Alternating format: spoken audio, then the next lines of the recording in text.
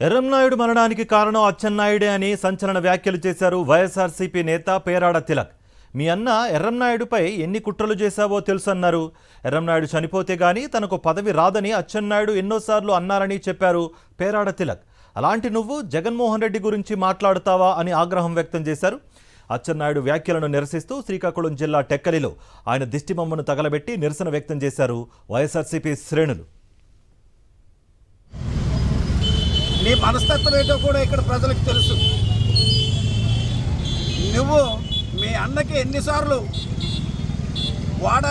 వాడలేని భాషలో నువ్వు తిట్టిన సందర్భాలు తెలుసు.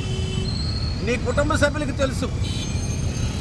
కేవలము ఒక ఎమ్మెల్యే సీటు కోసం ఇంటంతా కూడా దాడులు చేసి దురంకారంతో వ్యవహరించిన తీరు అందరికీ తెలుసు. ఈ జిల్లా ప్రజానికే కాదు, మీ కుటుంబ సభ్యులకు కూడా తెలుసు. మా అన్న చదవకపోతే నాకు మంత్రి అవ్వను అని చెప్పి నువ్వు బహిరంగానే మాట్లాడిన మాటలు కూడా తెలుసు. అంత నీచంగా మాట్లాడిన వ్యక్తి